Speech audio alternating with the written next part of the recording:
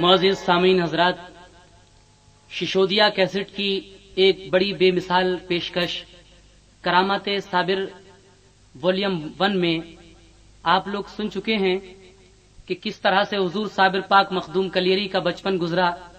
आपकी वालदा आपको लेकर अपने भाई हजरत बाबा फरीद गंज शकर रहमतुल्लाह अलैह के यहाँ गईं। वहां पर आपने 12 साल रहकर कुछ खाया नहीं, दूसरों को खिलाते रहे। आपकी इस बात से खुश होकर आपके मामू ने आपको वहीं से साबिर का खिताब दिया और कलियर की सनद दी।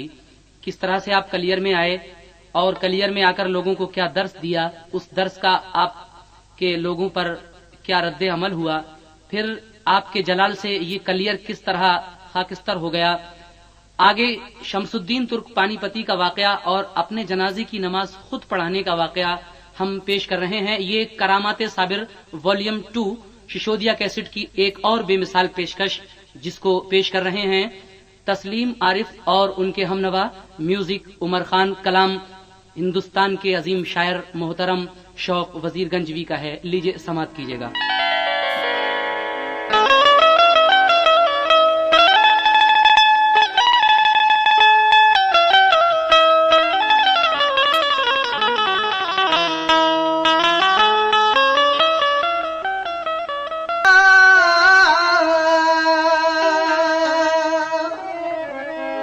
मेरे साबिर ने अपने सब्र का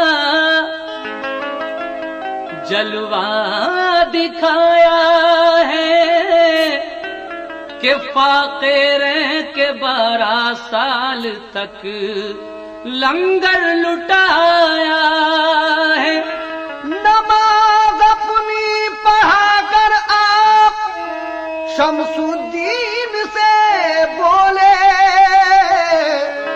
फना क्या है बका क्या है समझ में अब तो आया है। नमाज अपनी पढ़ाकर आप शमसुद्दीन से बोले, फना क्या है बका क्या है समझ में अब तो आया है। इसलिए मेरा कहना है, समात कीजिएगा आप लोग। दोस्तों फिर क्या हुआ आगे का सुनिए माजरा। दोस्तों फिर क्या हुआ आगे का सुनिए माजरा। एक मुद्दत तक रहा ये हाल साबिर पाक का। एक मुद्दत तक रहा ये हाल साबिर पाक का।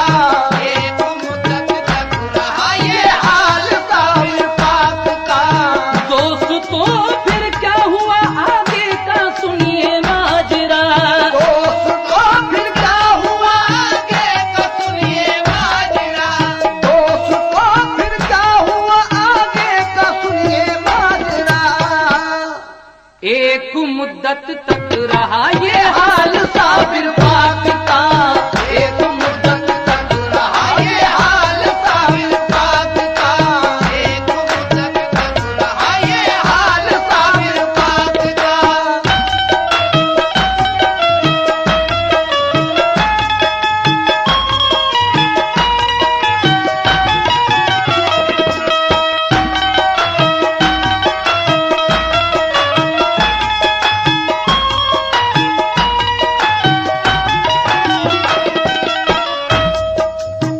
दोस्तों फिर क्या हुआ आगे का सुनिए माजरा।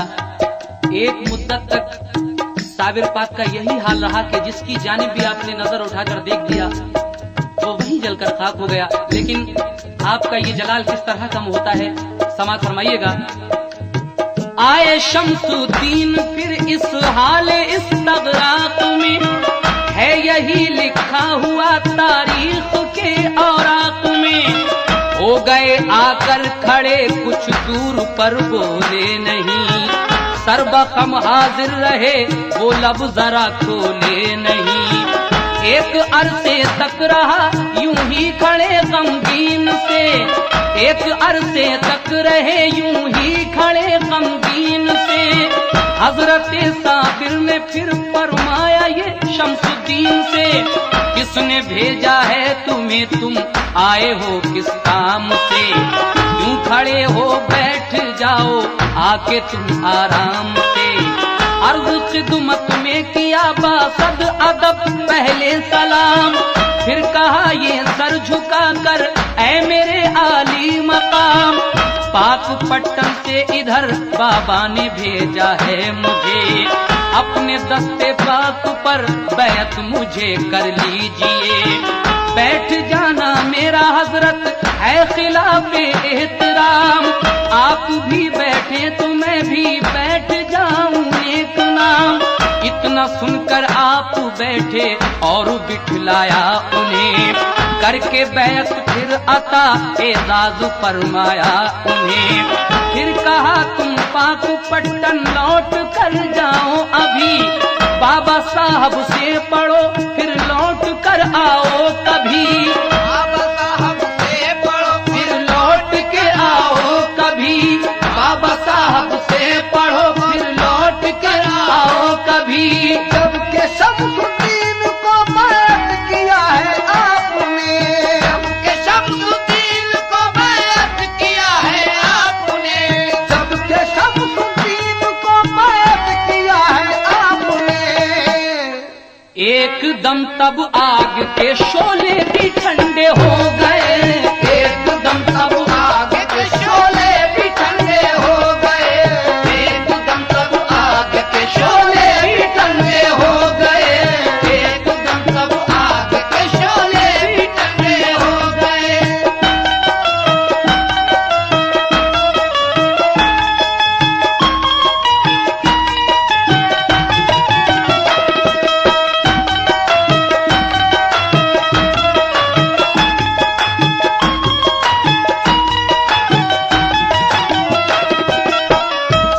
हजरत साबिर पाक मखदूम कलियरी ने हुजूर शमसुद्दीन तुर्क पानीपती को जिस वक्त मुरीद किया, उसके बाद वो आग के शोले जो थे ठंडे हो जाते हैं। आगे क्या होता है समाप्त कीजिएगा। आए शमसुद्दीन वापस खुश हुए बाबा फरीद, हंस के फरमाया मुबारक हो तुम्हें साबिर की दीद। खिदमत आली में बाबा की रहे मुद्दत दराज, हो गया जब इल्म दी का उनको हासिल इम्तियाज। जब फरीदुद्दीन बाबा अपने रब से जा मिले, लौट कर कलियर में शमसुद्दीन वापस आ गए। हजरत जब हुजूर बाबा फरीद कंचकर रहमतुल्लाह अलैह का इंतकाल हो जाता है तो हजरत शमसुद्दीन तुर्क पानीपती वहां से हुजूर साबिर पाक मखदूम कलियरी के पास कलियर शरीफ चले आते हैं। लेकिन यहाँ पर आकर क्या होता है मुलाहिजा कीजिए। साबुरी में खाने में जब जाम भर भर कर पिए, मार्फत के मरहले सब आपने तय कर लिए। रात दिन खिदमत में रहते थे वो साबिर पाक की, दिन ब दिन बढ़ती गई उल्फत शहे लौलाद की। हजरत साबिर ये फरमाते थे शमसुद्दीन से, तुमसे दिल है मुतमइन तुम हो वली बेटे मेरे। एक दिन साबिर ने फरमाया ये शमसुद्दीन से, आओ बैठो आज मैं आगाह करूं इस राज से। दिल करो मजबूत अपना और सुनो बातें मेरी, इन पे तुम करना अमल और भूल मत जाना कभी। तुर्क शमसुद्दीन ये सुनकर हुए हैरत ज़दा, चेहरे अनवर पे फिर साबिर के एक डाली निगाह। बैठकर दो दानो शमसुद्दीन फिर सुनने लगे। हजरत साबिर ने फरमाया ये शमसुद्दीन से, है अलाउद्दीन खिलजी अब किला आमिर पर। लड़ रहा है जंग वो मंजिल नहीं पाता मगर, जब तलक उसकी पता की तुम न मांगोगे दुआ, वो किला आमिर को हरगिज नहीं ले पाएगा। इसलिए जाना तुम्हारा है जरूरी इस घड़ी, ऊंच होना मेरा भी दुनिया से है अब लाजमी। ख्वाजा शमसुद्दीन ने रंजीदा होकर ये कहा, आपकी रहलत का मुझको किस तरह होगा पता, तब ये फरमाया किला होगा पता वो जिस घड़ी, बस उसी दिन मेरी भी दुनिया से होगी रुखसती, बस उसी दिन मेरी भी दुनिया से होगी रुखसती, बस उसी दिन मेरी भी दुनिया से होगी रुखसती। जब किला हो पता तो लौट कर आओगे तुम, जब किला हो पता तो लौट कर आओगे तुम, जब किला हो पता तो लौट कर आओगे तुम, जब किला हो पता तो लौट कर आओगे तुम, जब किला हो पता तो लौट कर आओगे तुम। अरे जाओ मुझको लौट कर जिंदा नहीं पाओगे तुम, जाओ मुझको लौट कर जिंदा नहीं पाओगे तुम, जाओ मुझको लौट कर जिंदा नहीं पाओगे तुम, जब किला हो पता तो लौट कर आओगे तुम, जब किला हो पता तो लौट कर आओगे तुम, जब किला हो पता तो लौट कर आओगे तुम। जाओ मुझको लौट कर जिंदा नहीं पाओगे तुम, जाओ मुझको लौट कर जिंदा नहीं पाओगे तुम, जाओ मुझको लौट कर जिंदा नहीं पाओगे तुम।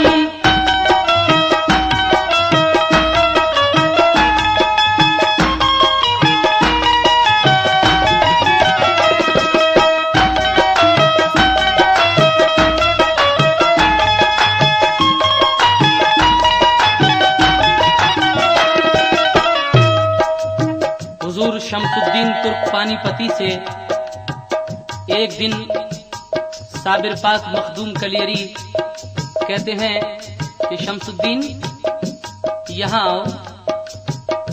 हुजूर शमसुद्दीन अपने पीरो मुर्शिद का ये हुक्म सुनकर अदब से दुजानू आपके सामने बैठ गए।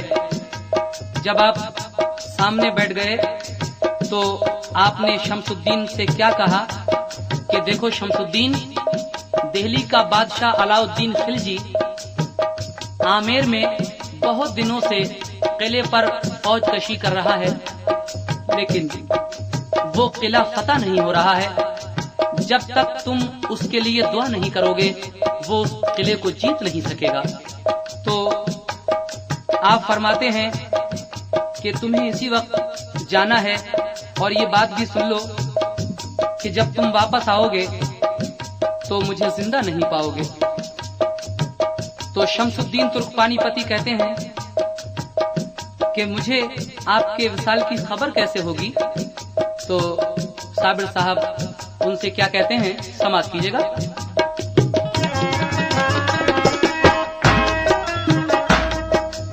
तुम जो मुझसे पूछते थे क्या फना है क्या बका, नाद मेरे दफन के मालूम ये हो जाएगा।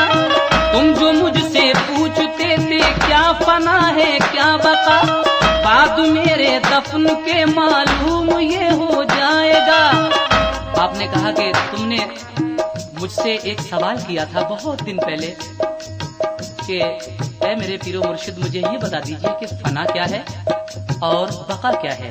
तो ये बात तुम्हें मेरे दफन के बाद जब मेरा विसाल हो जाएगा उस वक्त तुम्हें ये बात पता चल जाएगी कि फना क्या है और बका क्या है। समाप्त कीजिएगा हजरात वाकया आगे का। फिर तरीके गुस्ल के और दफन के समझा दिए और कहा कुछ गम न कीजिए, मौत है सबके लिए। मौत को हंसकर लगाते हैं गले सब बाशऊर, मौत ऐसी चीज है ले जाती है रब के हुजूर। इतना सुनकर रो पड़े साबिर ने फिर तस्कीन दी, ख्वाजा शमसुद्दीन ने फिर हुक्म की तामील की। शाह अलाउद्दीन खिलजी की सिपा में पहुंचकर हो गए भर्ती, ना दी अपनी हकीकत की खबर। रात भर करते इबादत और पढ़ते थे कुरान, जिनको फौजी नौकरी पर अपना वो रखते थे ध्यान। शाह अलाउद्दीन के लश्कर ने कोशिश की मगर फतह हासिल कर ना पाया वो किला आमेर पर। काफी दिन लश्कर को गुजरे लड़ते लड़ते बार बार, जंग लेकिन कर न पाए सब सिपाही आर पार। एक दिन आकर किसी ने शाह को दी ये खबर, एक वली अल्लाह रहते हैं यहाँ कुछ दूर पर। एक कोनी से निकाला सूत इतना कर दिया कि हमारी गाड़ी को सूत से पुर कर दिया। एक दिन अलाउद्दीन खिलजी बादशाह से एक शख्स आकर कहता है कि यहाँ थोड़ी दूर पे एक बुजुर्ग रहते हैं, एक पोनी से उन्होंने इतना सूत निकाल दिया कि हमारी सारी गाड़ी भर गई। वो अगर इस जंग के लिए दुआ फरमा दें तो हो सकता है कि हम जीत सकें। समाप्त कीजिए। बादशाह जब उन बुजुर्ग के पास जाता है तो वो बुजुर्ग क्या कहते हैं, वो अगर इस जंग की फतह को फरमाए दुआ, बिल यकीन हम जीत सकते हैं किला आमेर का। बादशाह ये सुन के पहुंचा उन वली अल्लाह के पास, दस्त बस्ता अर्ज की है आपसे एक इल्तमास। हम किला आमेर पर लड़ते हैं मुद्दत से मगर कर नहीं पाते हैं, लेकिन मार का आ रहा है सर। आप कुछ इसके लिए तदबीर बतलाएं हमें, हम परेशान हाल हैं तस्कीन फरमाएं हमें। शाह की ये बात सुनकर ये कहा उस शेख ने, तुम परेशान हो रहे हो तुम फतह के वास्ते, तुम परेशान हो रहे हो तुम फतह के वास्ते, तुम परेशान हो रहे हो तुम फतह के वास्ते। खुद तुम्हारी फौज में एक शख्स है ऐसा वली, खुद तुम्हारी फौज में एक शख्स है ऐसा वली, तुम्हारी फौज में एक शख्स है ऐसा वली, खुद तुम्हारी फौज में एक शख्स है ऐसा वली। वो दुआ मांगेगा तो फौरन पता मिल जाएगी, वो दुआ मांगेगा तो फौरन पता मिल जाएगी, वो दुआ मांगेगा तो फौरन पता मिल जाएगी। खुद तुम्हारी फौज में एक शख्स है ऐसा वली, तुम्हारी फौज में एक शख्स है ऐसा वली, खुद तुम्हारी फौज में एक शख्स है ऐसा वली।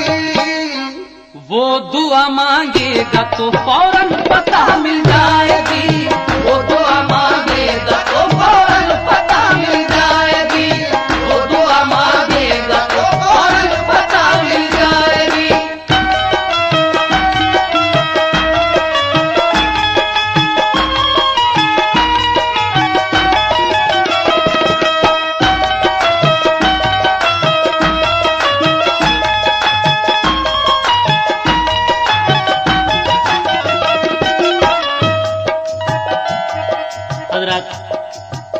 वो बादशाह उन बुजुर्ग से जब ये कहता है कि आप दुआ फरमा दीजिए, तो वो बुजुर्ग हंसकर कहते हैं कि तुम्हारी फौज में तो एक वली अल्लाह वैसे ही है, जाओ उससे दुआ कराओ, इंशाअल्लाह किला फतह हो जाएगा।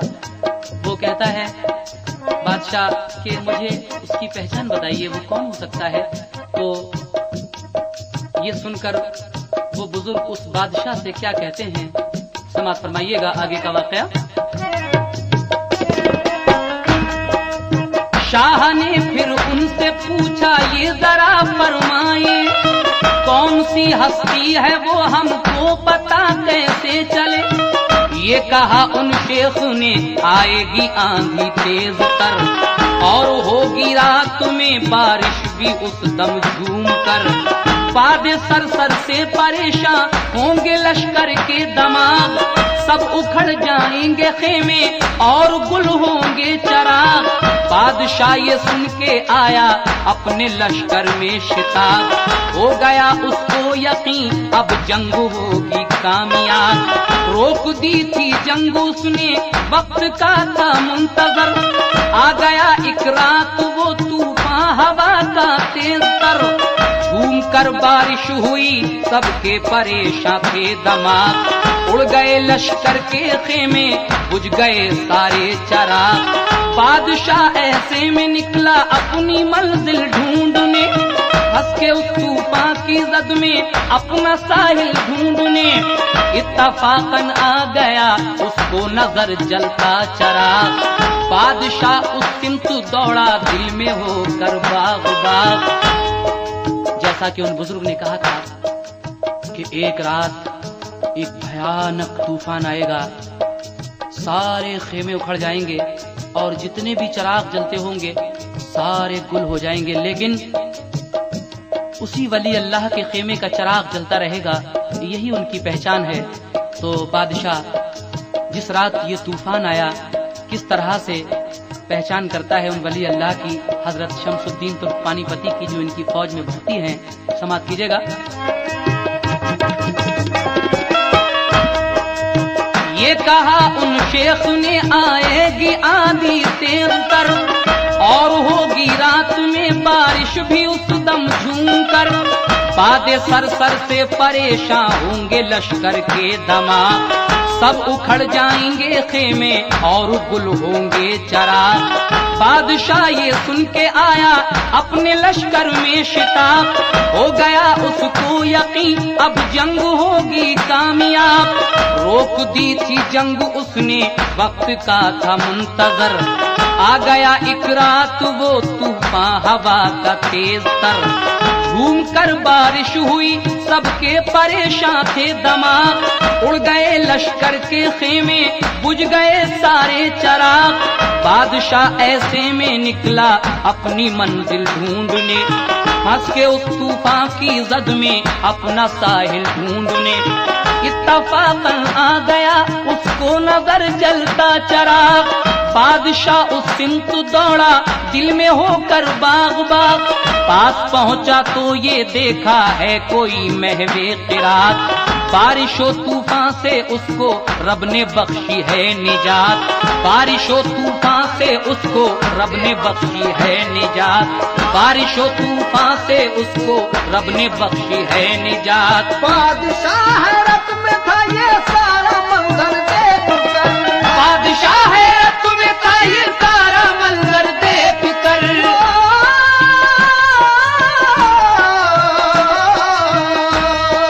बादशाह हैरत में था ये सारा मंजर देख कर। बादशाह हैरत में था ये सारा मंजर देख कर। ख्वाजा शमसुद्दीन थे साबिर के मतलूबे नजर। ख्वाजा शमसुद्दीन थे साबिर के मतलूबे नजर। ख्वाजा शमसुद्दीन थे साबिर के मतलूबे नजर। बादशाह हैरत में था ये सारा मंजर देख कर। बादशाह हैरत में था ये सारा मंजर देख कर। बादशाह हैरत में था ये सारा मंजर देख कर। ख्वाजा शमसुद्दीन थे साबिर के मतलूबे नजर।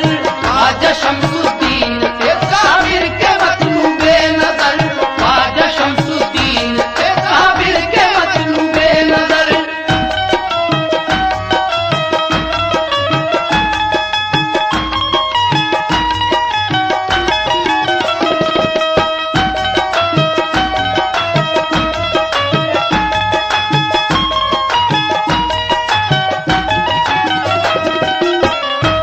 जब बादशाह ने ये देखा कि सब खेमों के चिराग गुल, ये बुजुर्ग कुरान शरीफ पढ़ रहे हैं, फौरन आपके कदमों पे गिर जाता है और कहता है, दस्त बस्ता अर्ज किए बादशाह ने ऐ हुजूर, मैंने नौकर तुमको समझा दरगुजर कीजिए कसूर। अब फतह के वास्ते सरकार कर दीजिए दुआ। बोले शमसुद्दीन मैं नाचीज हूँ समझो जरा। बादशाह फिर पांव पे गिर कर बहुत रोने लगा। देख कर ये इज्ज शमसुद्दीन ने मांगी दुआ। बोले रब के फजल से अब जंग होगी कामयाब। तुम किला आमेर पर हमला करो जाकर शिताब। बादशाह ने हुक्म देकर कर दिया लश्कर रवा। एक ही हमले में लश्कर ने पाई फतह वहां। जब खिलाफ पर परचमे इस्लाम लहराने लगा, बादशाह और सारा लश्कर कुछ नजर आने लगा।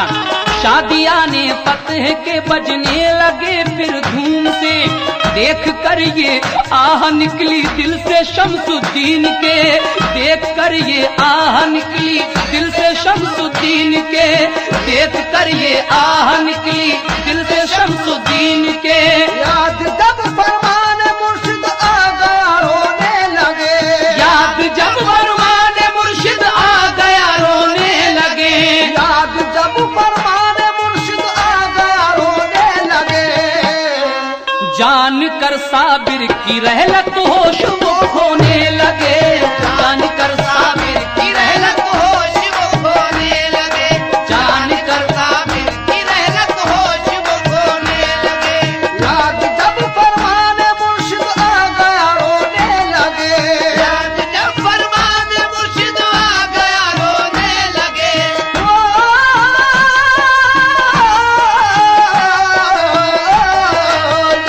जब फरमान मुर्शिद आ गया रोने लगे।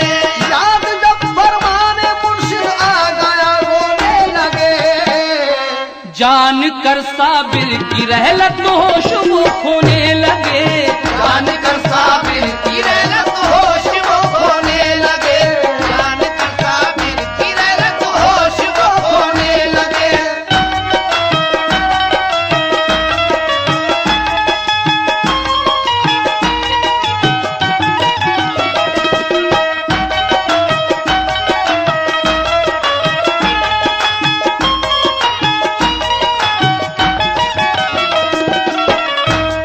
जिस दिन आपकी दुआओं से अलाउद्दीन खिलजी ने आमेर का किला फतह कर लिया, हजरत शमसुद्दीन तुर्क पानीपती एक आह भरते हैं, क्योंकि साबिर साहब ने कहा था कि जिस दिन वो किला फतह हो जाएगा तुम्हारी दुआओं से, समझ लेना मेरा इंतकाल हो गया।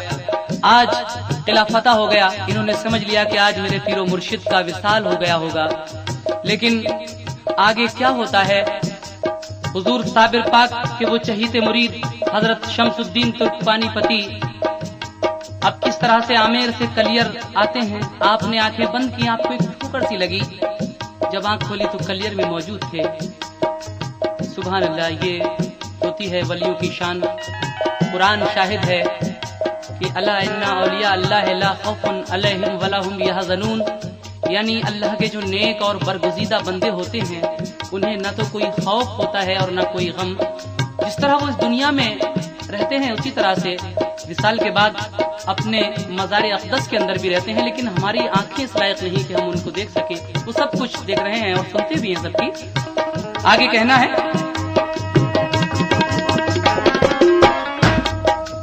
चल पड़े कलियर को वो करके कफन का इंतजाम, गिर पड़े उठ कर चले तो पाया कलियर का मकाम, जाके देखा हो गए वो वासिले हक वाकई, नूर की बरसात में रखी थी मैयत आपकी, आपकी मैयत पे उस दम शेर पहरेदार था, देखा शमसुद्दीन को तो शेर जंगल को गया।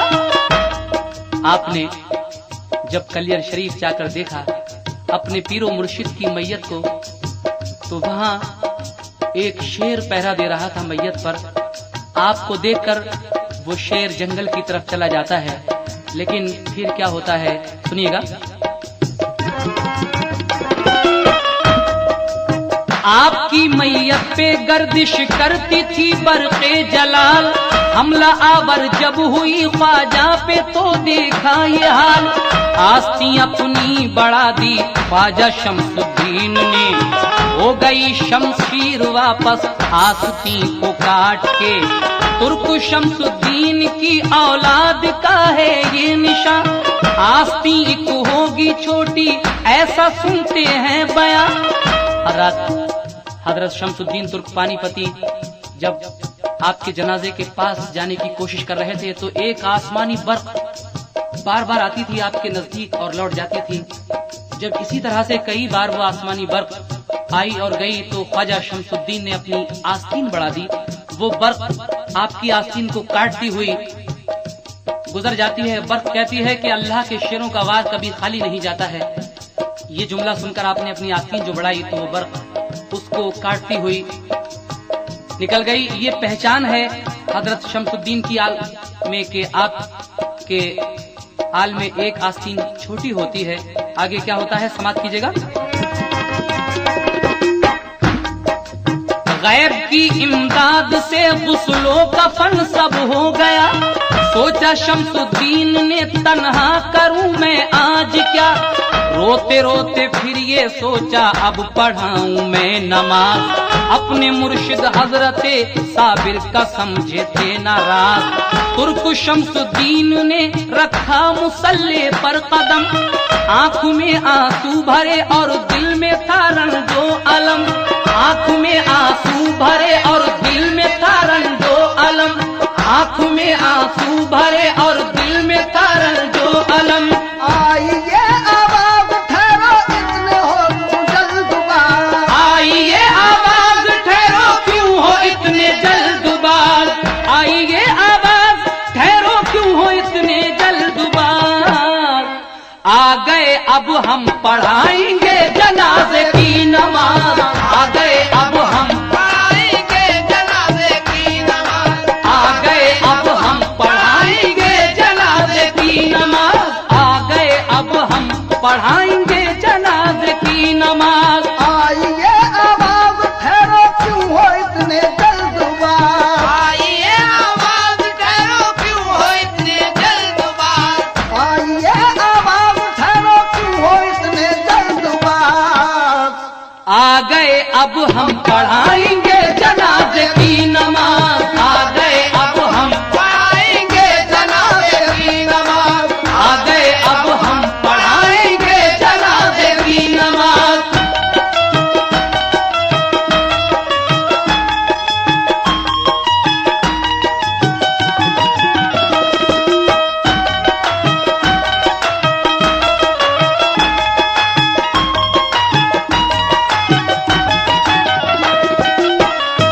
हजरत शमसुद्दीन तुर्क पानीपती जैसे ही मुसल्ले पर नमाज पढ़ाने के लिए कदम रखते हैं, एक आवाज आती है कि ठहरो, हम आ गए जनाजे की नमाज पढ़ाने के लिए।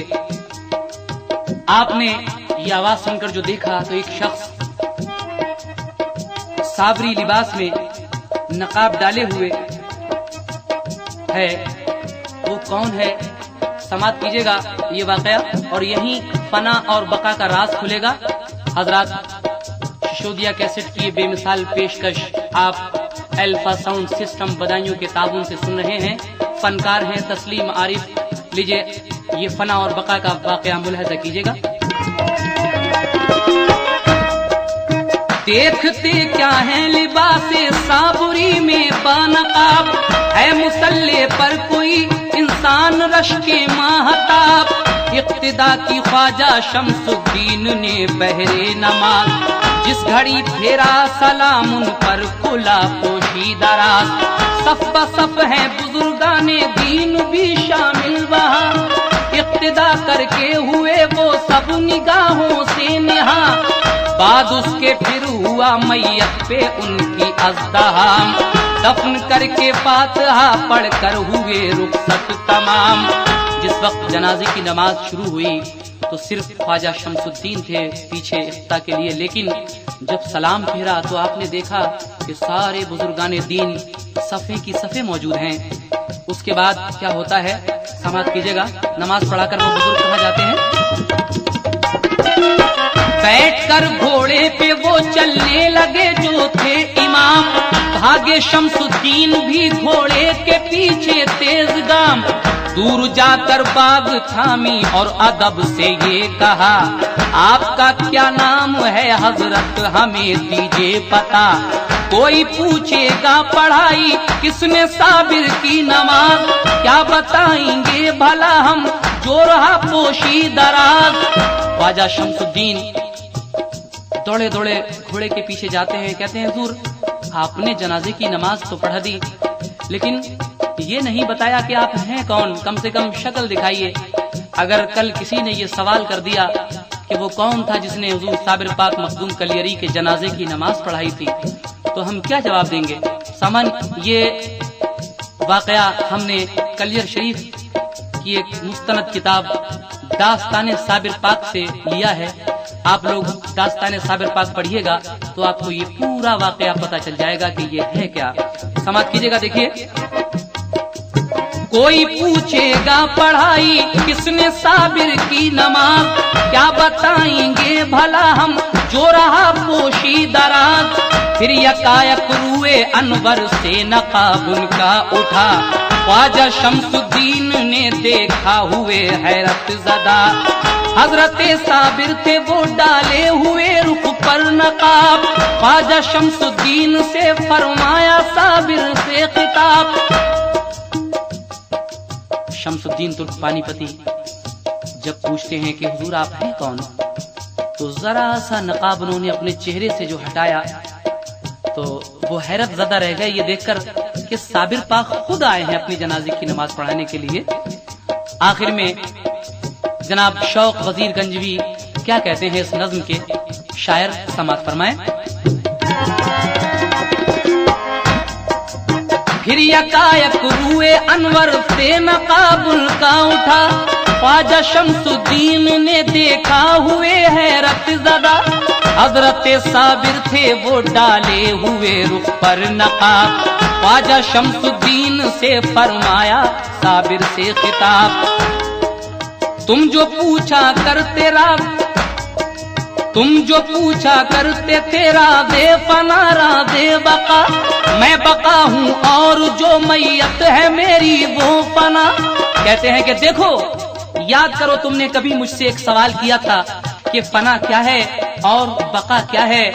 आज देख लो वो फना है, मैयत की तरफ इशारा करके कहा कि देखो वो फना है, और कहा कि देखो ये जो देख रहे हो ये बका है, यानी अल्लाह का वली कभी मरता नहीं।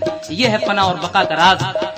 इसलिए आखिर में कहना है, इतना कह कर हो गए रूपोश साबिर औलिया, और गिरे बेहोश होकर ख्वाजा को गश आ गया, और गिरे बेहोश होकर ख्वाजा को गश आ गया, और गिरे बेहोश होकर ख्वाजा को गश आ गया।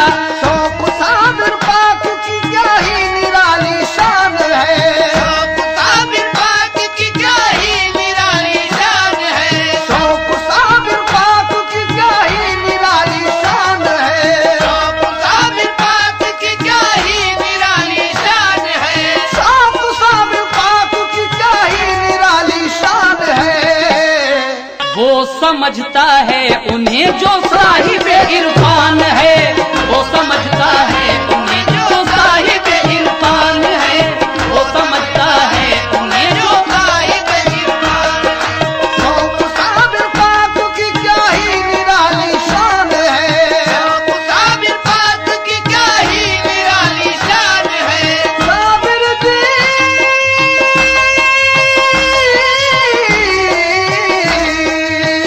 साबिर जी, साबिर जी, शौक साबिर पाक की क्या ही निराली शान है, शौक साबिर पाक की क्या ही निराली शान है। वो समझता है उन्हें जो साहिब इरफान है,